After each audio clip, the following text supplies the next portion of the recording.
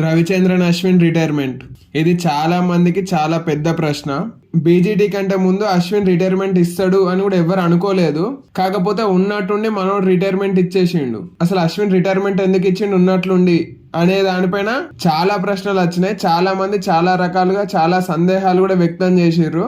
New Zealand తోటి ఇండియాలో test series ఓడిపోవడం అశ్విన్ చాలా బాధించిందని, అందుకే రిటైర్మెంట్ ఇచ్చిండని కూడా కామెంట్లు వచ్చినాయి.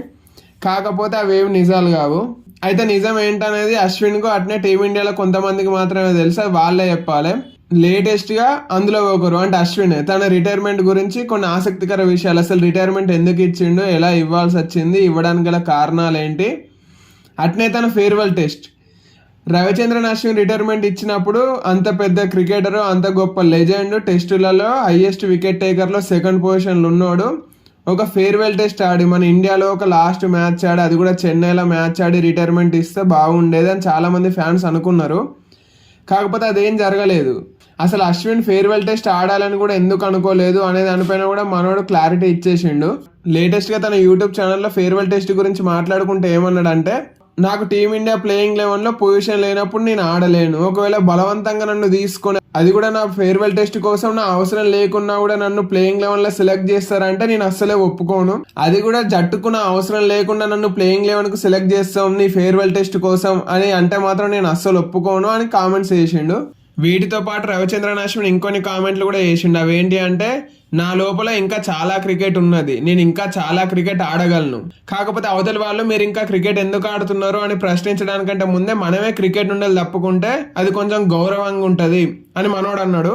మీరు ఇంకా క్రికెట్ ఆడకపోతే మంచిది అని వాళ్ళు అనుకోవడం కంటే మీరు ఇంకా క్రికెట్ ఆడితే మంచిది అని వాళ్ళు అనుకుంటున్నప్పుడే మనం తప్పుకుంటే మనకు మంచిది అని అశ్విన్ పేర్కొన్నాడు. అయితే అశ్విన్ కామెంట్స్ మనం జాగ్రత్తగా గమనిస్తే, మనోనికి ఇంకా క్రికెట్ ఆడాలని ఉండే, క్రికెట్ ఇంకా ఆడగలడు. కాకపోతే ఆస్ట్రేలియాకు బీజీటీ కోసం పోయిన తర్వాత ఫస్ట్ టెస్ట్లో మనోడిని తీసుకోలేదు. అప్పుడే మనోడు కొంచెం హర్ట్ అయిండు. అప్పుడే రిటైర్మెంట్ ఇచ్చేద్దామని మనోడు ఫిక్స్ అయిండు. కాకపోతే సెకండ్ టెస్ట్కి నువ్వు కావాలి, సెకండ్ టెస్ట్కి నువ్వు ఉండు అని రోహిత్ శర్మ ఆపిండు.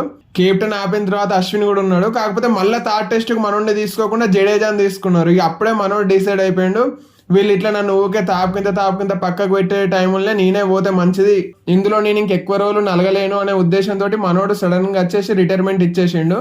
అయితే అప్పుడే మనకు క్లారిటీ వచ్చేసింది, వీళ్ళు నన్ను ఇక ప్లేయింగ్ లెవెల్ని ఆడనివ్వరు. టీంలు ఉంచుతారు కావచ్చు 15 మెంబర్స్ స్క్వాడ్లా, కాకపోతే ప్లేయింగ్ లెవెల్లో మాత్రం ఉంచరు.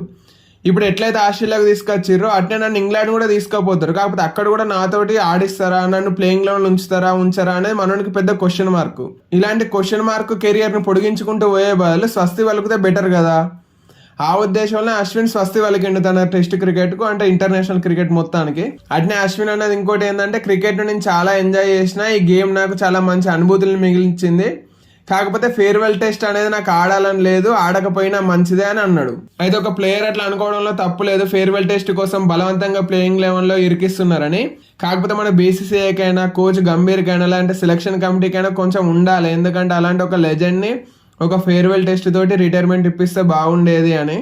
అయితే అశ్విన్ చేసిన కామెంట్స్ తర్వాత చాలా మంది టీమిండియా ఫ్యాన్స్, టీమిండియాలో ఉన్న మరికొందరికి కూడా ఈ బుద్ధి ఉంటే మంచిగా ఉండు అని పేర్లు చెప్పకుండా కొంతమంది పేర్లు చెప్పుకుంటూ వేసుకుంటారు. అయితే ఈ బుద్ధి ఉంటే మంచిగా ఉండని ఫ్యాన్స్ ఎవరిని వేసుకుంటారు, టీంలో ఇంకొంతమంది కూడా గిట్నే ఆలోచించి రిటైర్మెంట్ ఇస్తే బాగుండు అనేది మీకు తెలిస్తే మీరు కామెంట్ చేయండి. అట్నే అశ్విన్ చేసిన పని కూడా సరైందా కాదా అనేది కూడా కామెంట్ చేయండి.